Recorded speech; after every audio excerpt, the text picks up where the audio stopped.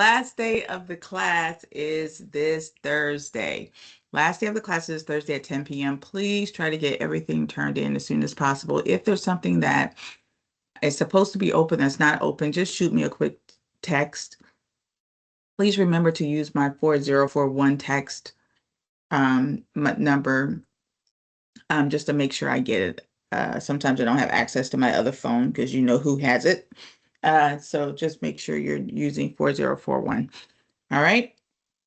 Today, really quickly, we're going to be in chapter 14, and chapter 14 is going to talk about starting your career.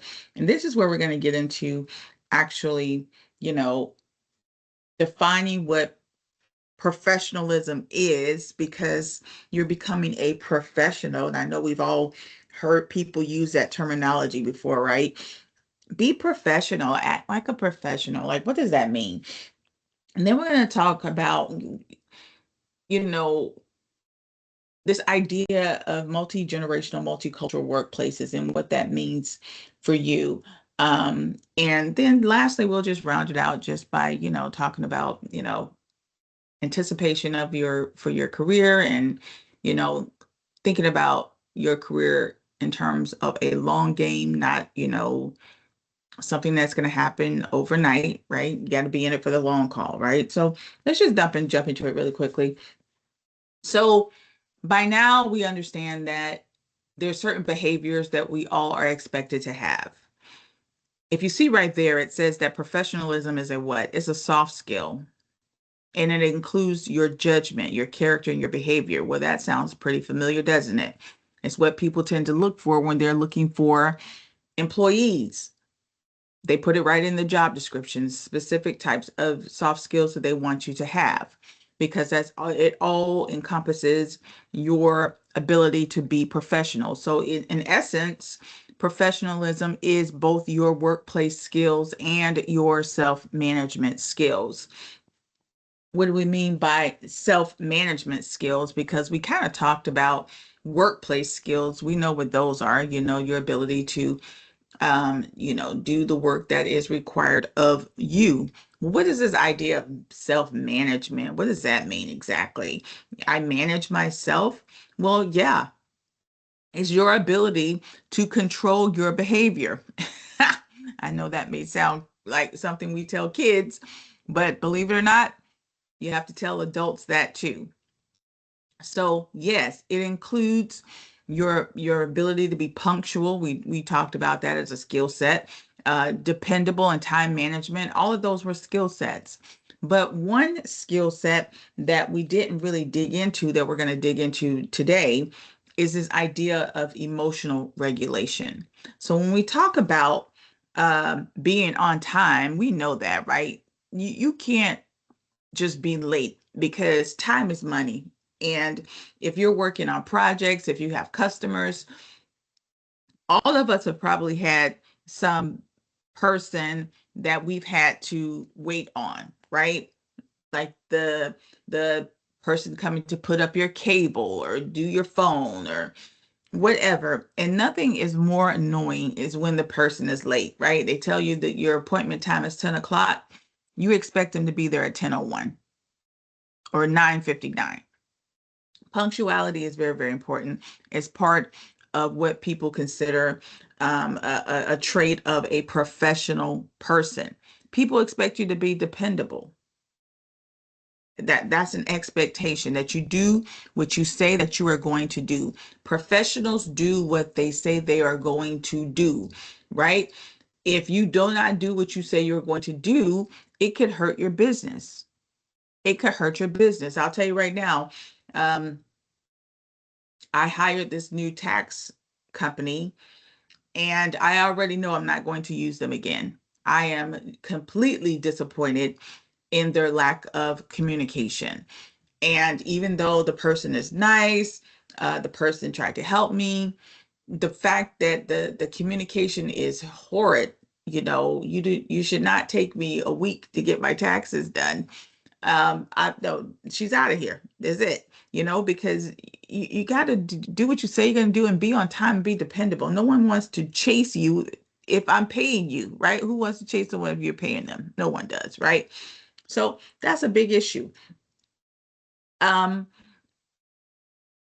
Time management. You're going to have a lot of different projects. Very few people, very few professionals has only one thing to do. I think we heard Nelson give an example yesterday about, all the different projects he has and has to go here, go there, go to Georgia, go to, South Florida, go here. And people expect you to be able to manage, right? That's what people expect. People expect that if you say you can do a job, that you can do that job. Imagine that. Imagine that. People expecting you to do what you say you can do, right? But here's one that a lot of us don't really think about, but I bet you recognize it a lot at your jobs. Emotional regulation. This is something that you probably have heard people say have emotional intelligence, or a person doesn't have emotional intelligence. What does that mean exactly? Most people think it has to do with your ability to recognize emotions. That's not it at all. Emotional regulation has everything to do with you knowing how to control your own emotions. Clutching my pearls, Miss Taylor. What do you mean by that? Well, quite simply, we are all human and we all come from different walks of life, and we all have things that we carry to the job. You have to have self awareness. You have to be aware of yourself. You have to be so much aware of yourself that you control your own behavior in any and every environment. I know me. I do not do well in certain environments. My brother works at a hospital. He's been working at a hospital. And he works in the emergency room. Y'all, yeah, he does technical cleanups at the emergency room. Y'all can just use your imagination. I don't know how he does that work. I personally could never do that work. I thought I wanted to be a doctor. I even volunteered at the hospital. It lasted 1 month. I actually had to change my profession. I could not do it. I could not do it. The matter of fact, when I walk into a hospital, I don't know what I was thinking. I have a lot of family that's in the medical field. My knees automatically get weak. Is there anybody else out there that just cannot stand being in the hospital? I'm just curious. You don't have to agree, you don't have to make me feel better, but okay, there's a few of us. I can't take it, y'all. And then, okay, just to make matters worse, my brother does say sometimes he see people. Y'all know what I'm talking about. Yes, right. I could not. It would make me cuckoo for Cocoa Puffs. And clearly things happen at the hospital. You know what I'm talking about, right? I can't do it. I know myself. And even if I were to somehow manage to do it, now I love the idea of having a job you could never really lose. Like, you really got to work hard to lose a job at the hospital. They need people. I love the stability of it. I love what it brings, but I just don't like the environment. I could never work in an emergency room. Even if I were a doctor, I cannot be reactive. I'm not a reactive person. Anytime I have to be reactive, it gives me high anxiety. High anxiety. I'm a very proactive person. You can say, Cynthia, I'm giving you 5 projects and you have 6 months to get them done. I would prefer that than having one project that I have to react to whenever things need to happen. I can't stand it. Give me as much work as possible, but let me be proactive, because my brain works in a very linear fashion. I'm a very logistical person. I'm a very visual person. I have to plan things out in my head. I have to think them through. I have to create a diagram and and a timeline. And then I attack my timeline very aggressively. I know me. I do not do well in certain situations. Now, I had to learn that, right? I had to learn that, but I didn't always know that. Even when I was in the military, I took a job. My first job was in administration. It was in HR and finance, and basically doing the HR work for the military. I hated it. You would say, oh my gosh, why would you hate that? A lot of people liked it because you knew everybody. Everybody knew you, especially when it was pay time and you got to interact with everyone. I hated it because I don't like customer service type stuff where people come and you just never know what's going to happen. I got another job, we call it an MOS in the military, and it was logistical, right? Supply chain management. I loved it. I loved You would think, oh my gosh, that's the most boring thing ever. But I loved it. Why? Because it's logistical. It's something that I can wrap my mind around. It's something that I can tackle, that it's just me dealing with it and I can get it done. There's no fire rounds. We call it, in the military, your chamber, whatever. I'm doing too many military references. But anyway, I hate fire rounds. I like things that I can plan out and get done. That is me. That is a me problem. You understand? So if I go into a job where I have to be reactive, I should know. So that doesn't mean I don't take those jobs, especially if I need the money or I just want to do it. I want to challenge myself. But I need to understand that those are my emotions that I need to regulate. Do I go into a job? Can I go to the emergency room and tell everybody to stop coming so much? We need to have an emergency room limit because my heart can't take it. No, that makes no sense. When you are working somewhere, you have to know yourself. You have to know what your triggers are. You have to know how to deal with things. You already have to know if you're the type of person that you hate when other people are late, or you're the type of person where you want everything to happen in a linear fashion. And you're not in that type of environment, and you don't have the ability to not be in that environment at the time. You got to be where you're at. You got to control your emotions. Raise your hand if you agree that most times jobs are miserable because of the people and not the work. Do you think that's a true statement? It's very rarely the work. And this is the reason why. It's the emotional awareness. People are just not, and let's face it, we live in a society, especially on this side of the world in America, and I'm not going to say in America because I've lived in other cultures and things could do sometimes run a little different. But in our world, time is money. Everything, people are trying to, stay afloat. And I get it. People are in their heads. They're worrying about their bills. They're worrying about family, health. People are worried. So a lot of times they bring that to work and they don't, and how they interact is reflective of that. I get it. I get it, but you just have to be aware of it. You just have to be aware of it. There are times where I may get a horrible, horrible bad news, right before I come on to teach. I can't come here and have an attitude and be this and be that, right? I gotta go with the flow, right? It's not your problem. I'm an adult. You have to be a professional. You don't bring your problems to work. You hear people say that all the time, right? It's the number one killer of jobs. So, my friends, you have to learn yourself, learn what your triggers are. It's not just for the other people, it's for you too. Like, you want to be successful, right? So, the first person that you need to manage is yourself, right? And I'm telling you, I'm not trying to preach to you because I'm not a psychiatrist or a psychologist. I am a business person, and I'm telling you, this is the business people's number one complaint is emotional regulation of employees. Now, let me tell you something else just to switch gears because I want to get a sense of how you guys feel about this. This is something that I always get a kick out of. Multicultural, uh, Brian, put yourself, hold on, whoa, whoa, whoa, hold on, put him on mute. Please put yourselves on mute. We don't, y'all make a mistake and say something. Been there, done that. All right. So when people talk about multicultural, multi-generational, multi-whatever environments,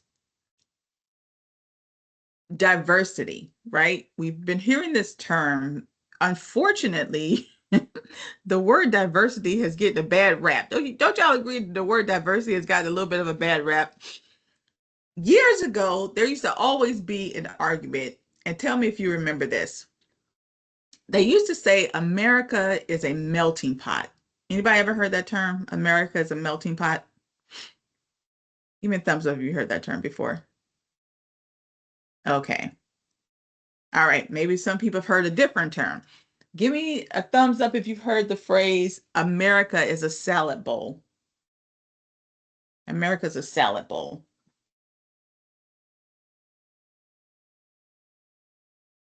Oh, okay. Not too many people have heard that. So that both of those phrases have been around. The concept of melting pot. Can anybody tell me what that means? Anybody have a concept of what that means? America is a melting pot. What does that mean? Anybody want to share? You could just jump off your mic. What does that mean?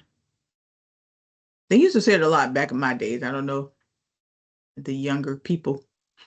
Well, what they mean is when you come to America, any first generation Americans here? Give me a thumbs up if you first generation or second. They say when you come to America, okay, I see a few hand claps, that you become American.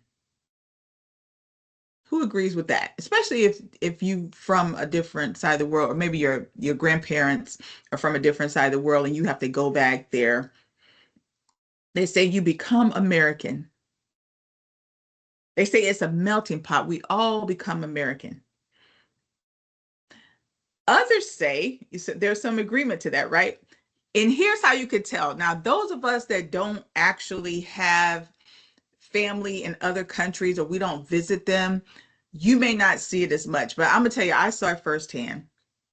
My ex-husband, and y'all can give me a thumbs up if it happened to the people that agree, is my ex-husband is from Ghana, from Africa, West Africa.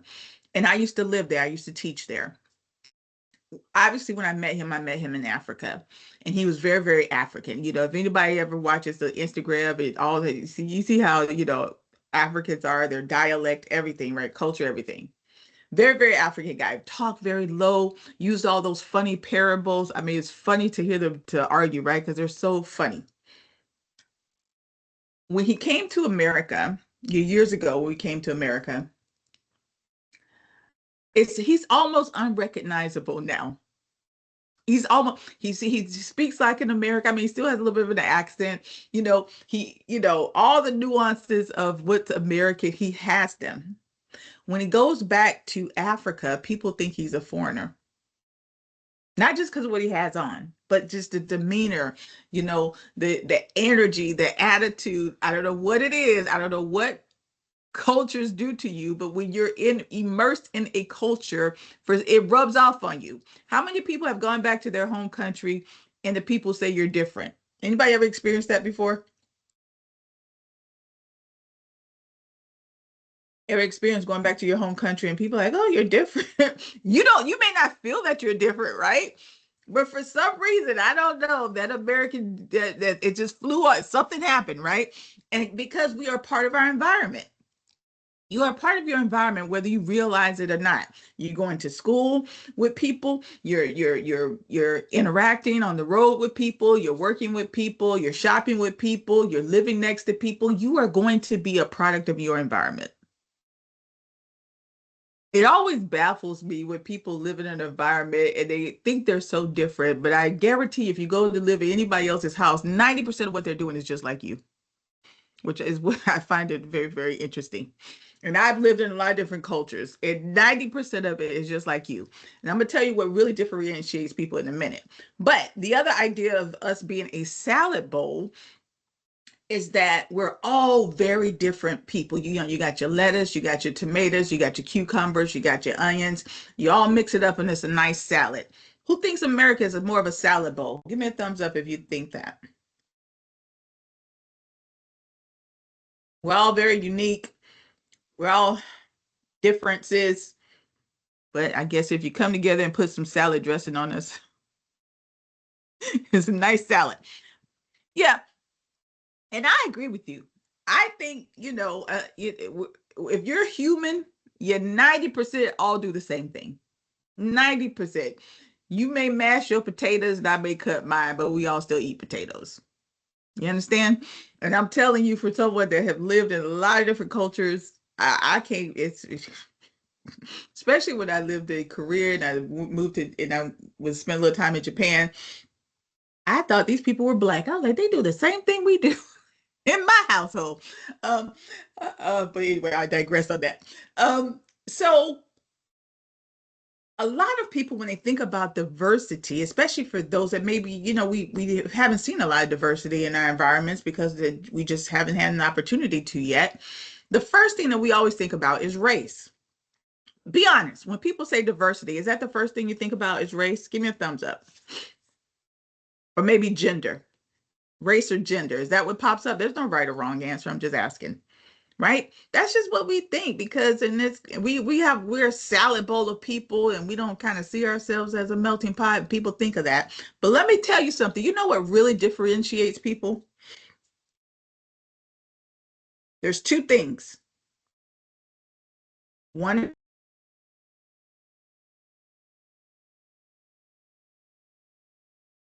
TED, and they did these TED Talks, and they, went around the world to see, what's a low income person, what's a middle income person, what does a high level person look like, what does a rich person look like in terms of how do they live. And lo and behold, would you know that if you take a middle class person in any environment, they're all probably going to be living the same way. If you take a rich person in most environments, they're all going to probably be living the same way in terms of their abilities and what they have and their lifestyle. Would you agree with that? Would you agree with, if a rich person is a rich person is a rich person, no matter what part of the world they're from? That makes sense, right? Rich is rich. They're all going to be doing rich people stuff, right? Middle class is typically middle class. They're all going to be doing middle class stuff. It was so funny when they did this study years ago that, of course, all the middle class people had the same thing. They all had the same TV in their living rooms. They all had the same type of environment. It's very similar furniture all across the globe. It was hilarious. It was hilarious. Now, the other thing is generation. Generation.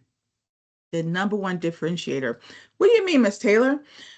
When you were born has more to do with what you have in common with someone than anything else. You agree with that? Let me ask you this. Tell me one thing that all of us, because all of us right now fall within generation X, Y, or Z, right? Give or take. And there's normally 15, 20 years gap between X and Z. So we're all in this generation. I don't think we have any baby boomers here. What is one thing that we all will be telling our grandchildren about? Can somebody tell me one thing that we have all experienced? I don't care what part of the globe you're on, that we're going to say, let me tell you what happened to us. Let me tell you, you are not going to believe what happened to us. What do you think we're going to be talking about? That one event. Can anybody guess? COVID. COVID. And we're all going to have our stories too. Some of us are probably going to be a little bit more elaborate than others. What? Y'all don't know what happened to us. The entire world shut down. Everybody had to wear masks. You better wash your hands. You don't know how you could get sick. People died. And we're going to be telling this story and telling this story. And all of our grandkids are going to look at us like, okay, grandma, grandpa, well, okay. Everybody almost died. Woo hoo hoo. They're not going to believe us. It sounds like Outbreak. Anybody remember the movie Outbreak? No one's good. They're going to look at it like we're crazy because it's something that we have experienced. I don't know about you, but COVID changed my life. I wash my hands.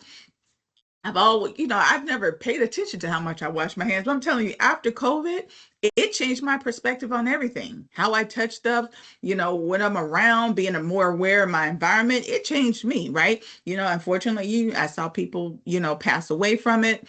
So it has affected me. So this idea of generation is something that is a differentiator. And when you are in your work environment, you will deal with different generations. people have had a work bestie with a huge age gap? Anybody ever had a work bestie with a huge age gap? Aren't they the best? Aren't they the best? We oh, let me tell you, I had a one of my best friends was an older gentleman. When I was in the military, I was 20, maybe 22. And he was in his 40s. And to me back then, that was old, right? Somebody in their 40s. And he was my best friend. He would tell me everything about life, all his crazy military stories. We would go to lunch together. He was my best buddy, platonic best buddy. And he was my best friend. And I remember after him, I had another lady. She was in her 40s, and she would always tell me, girl, you better get you a man when you're in your 20s. I'm like, okay. And she would tell me the life of a 40-year-old. And they brought so much perspective to my life as a young professional.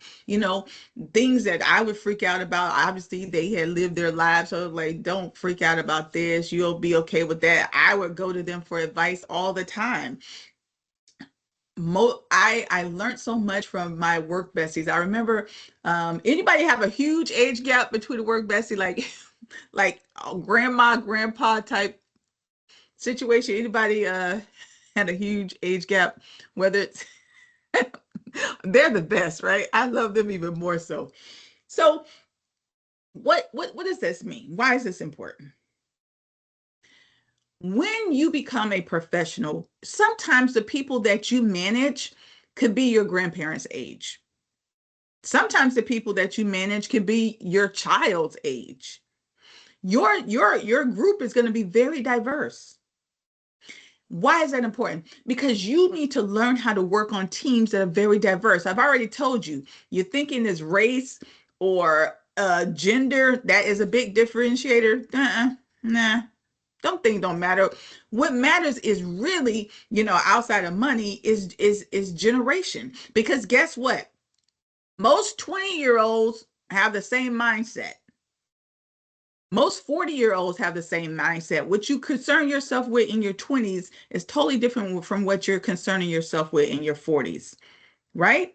Most in your 20s, most of us are just worried about our career, what we're going to do. We're dreaming big. Life is, an oyster, and we're trying to take advantage of this way, that way, trying to make all these decisions. Maybe we have a children, maybe we don't. But when you get into your 40s, by then, now you're dealing with whatever career you have. You're dealing with kids that are about to, be adults, and you're also dealing with aging parents. So now you're taking care of people on both ends of the spectrum. You're taking care of your kid and your parents. Anybody ever been in that situation? And yourself. 40s and 50s is the hardest time in your life because you're dealing with yourself, your child, and your parents. Try juggling all three of those. And those of us that are still in our 20s and your parents are still sprucey and vibrant, God bless you. God bless you, right? But your priorities change. So when you are working in these environments and you're dealing with people with a lot of different priorities, how you manage them and how you interact with them has everything to do with their mindset. On here, this first generation, we call this the silent generation. Anybody that was born between 20 and 39, they're called traditionalists. These are the people basically that are sitting in Congress. Because y'all tell them to retire, hurry up and go home, please. Now, I'm sorry. Okay, I don't want to be ageist. They say that's being ageist. But right now, they make up approximately 2% of our population. Most of them are in college. So y'all agree with that, right? See, I'm going to tell you, I do not feel that these grandparents need to be making decisions for you young people. I don't. I think it's unfair. I'll be honest with you. I think they should let younger people in Congress. I think younger people should be sitting on boards. Like, how am I to make? I'm going to say how the world is going to be, and I'm not even going to be here. Like, come on. I don't think it's completely fair. I really don't. I think we need to have some type of intergenerational. I think they should have intergenerational boards at every company. To be honest with you. But whatever it is. So this is this generation. Why is it important? They have a different mindset. Anybody, you think about your grandparents, if you have some or you're around them, They have a totally different mindset. Is it not? Every now and then you have a grandparent that is on board and they keep up with the times and they're flexible and they learn. But everybody, including myself, after a certain age, you just become disinterested in certain things. And it happens. Me, don't ask me who I don't know anything about younger music. I don't know anything about younger people. I don't even know how. I just stop. I don't know what age you just stop. And I think what happens is you just become too consumed with these other things on your plate that you just lose interest in certain things, right? And so I'm going to be out of touch with what a 21-year-old finds important. I'm out of touch with it. I'll be the first to tell you.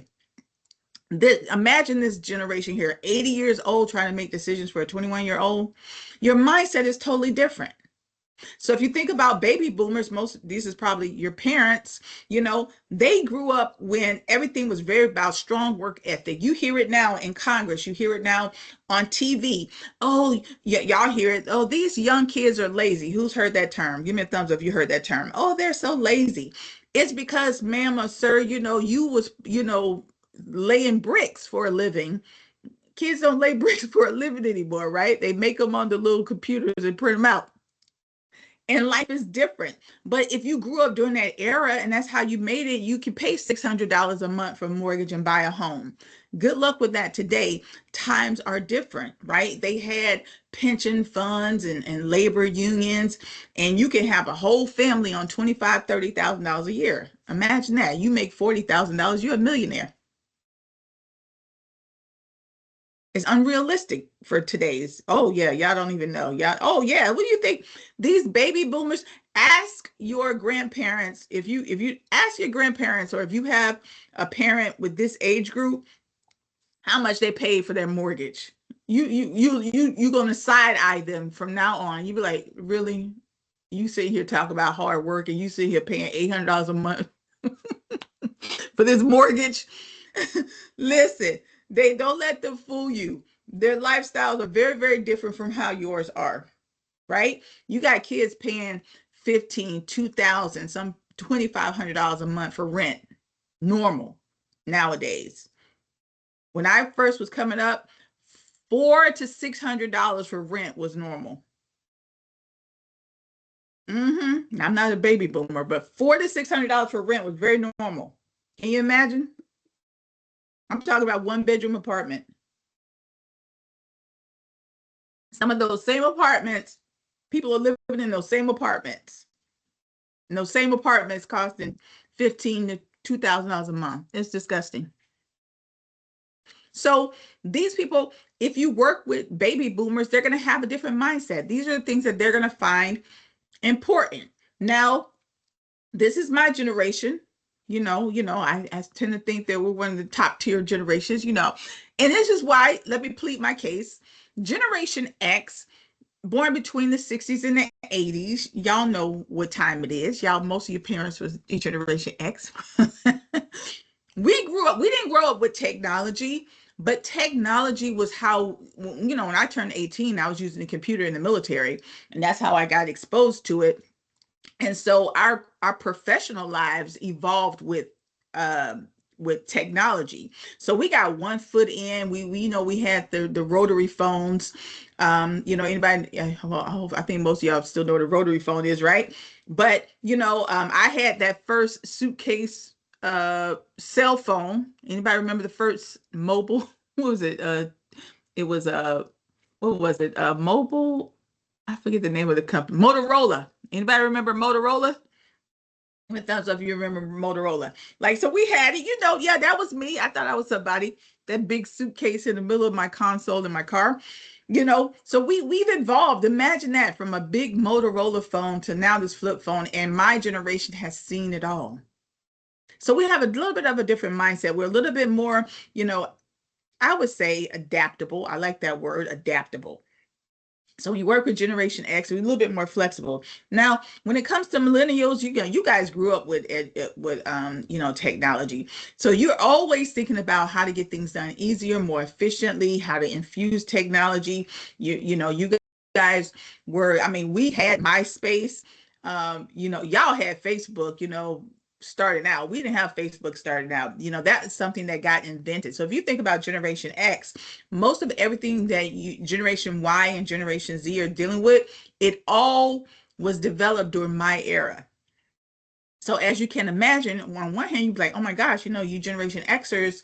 I mean, and some of it was even before because the internet was even around in the 50s.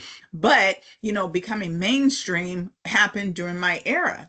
So you can see how we've seen the evolution of things. Whereas, Generation Y has seen some of it. You guys were a little young, but you've seen some of it as well.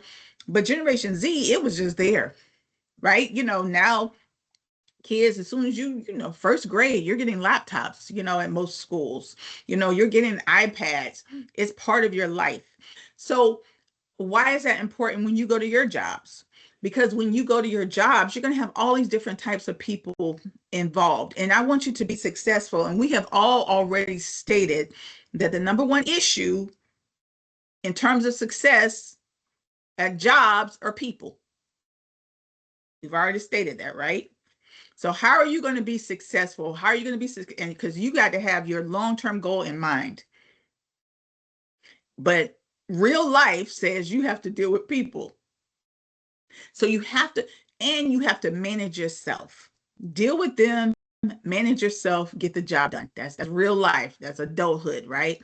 So if you can understand and recognize what make people tick, that is a huge, huge attribute for success. It's understanding people and understand what makes them tick. Whether you have to motivate them, you have to work alongside them, you have to manage them. Understanding people, and I'm telling you, if you can understand the pockets of generations, that's 80% of it. That's 80% of it. I think the other 10%, culture and gender, that falls within there. And I don't even care if people wear their culture on their sleeve, they wear their gender on their sleeve. The real thing that differentiates them once you move past that is generation and money, in my humble opinion. Why is that important to you? Because it helps you deal with people. If you go on to possibly run your own business one day or go back to school and get a business degree. I see a lot of people do that. They're going to really spend a lot of time with you on management and dealing with and managing people and organizational behavior. And it's all about people, because people is the number one resource of any business. So if you don't know how to deal with people, it's very difficult to be successful, whether you're being a manager or running your own business. Now, unless you just plan on being a worker bee for the rest of your life and never having to manage anybody, that's one thing. But if you do, the psychology of people is going to be very, very important. Yes? You guys understand? Good. I feel the self-awareness through the computer. I feel it. I feel it coming off of you. Very good. Now, so multicultural workplace requires you to be able to compromise, to understand the different backgrounds, to understand the different cultures. I am a business person. I come from a business background. I have a business degree. I think like a business person, and I'm going to tell you, I love multicultural backgrounds, environments. You know why?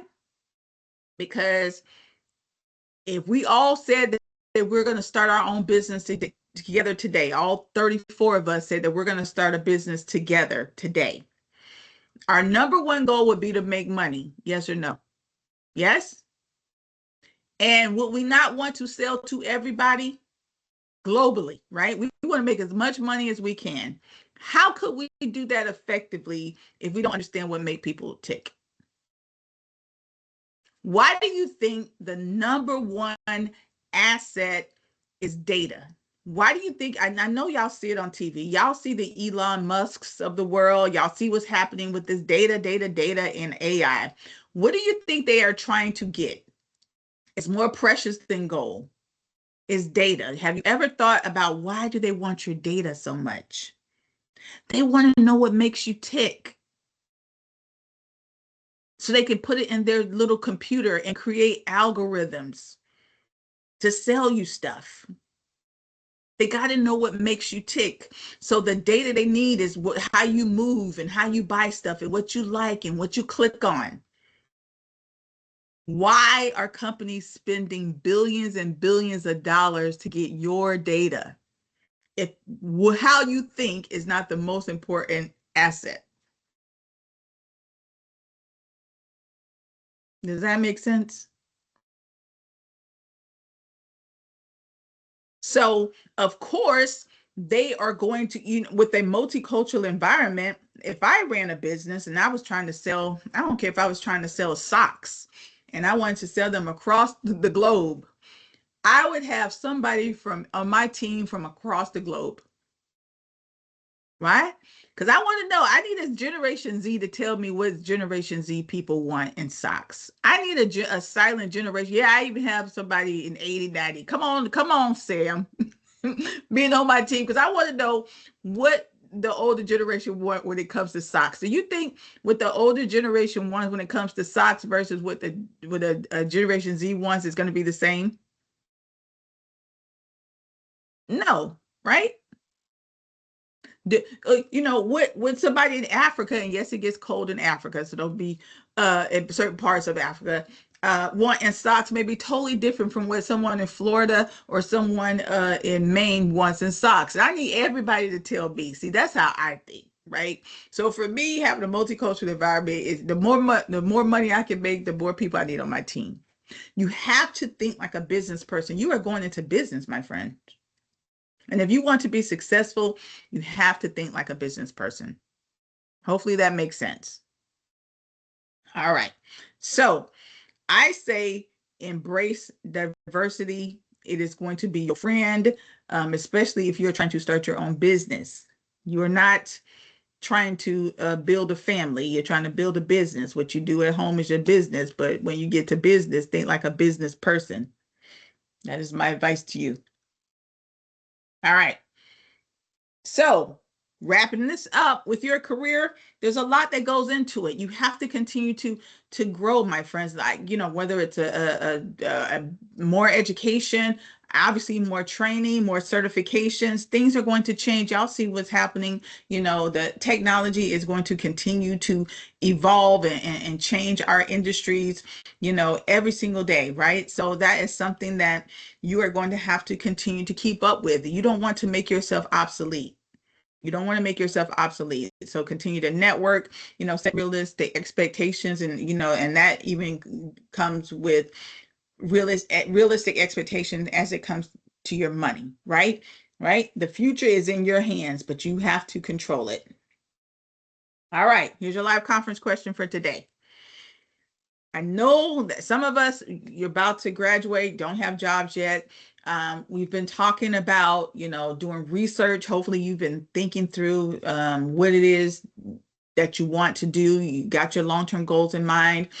You got to start thinking about this first company that you're going to work for if you don't already work for them. And just because you're working at a company right now, that doesn't mean that that is the optimal company that you need to work with to start your career. So some of us will be switching companies. I want you to do some research and find a company in your career field that you believe you would like to work for. Maybe you already have someone in mind. And start doing your research on the company. What am I looking for? You're trying to look to see if it's a good fit. How do I know if it's a good fit? Well, what's your long-term goal? Your long-term goal is always your true north. That's why it's so important to have one. Name 3 things about that company that you think will be beneficial to you. That's what I want you to do. Find a company, even if you have someone in mind. Okay, I want to work for this company. Let me go to their website. Let me look up this company. What are 3 things I like about this company that I think that would benefit me? Maybe it's they're a big company and you're thinking about moving to a different part of the country. Maybe they have a wonderful training program, so you think that'd be great. Maybe you love their mission. I don't care what it is. Give me 3 things about the company. That's what I need.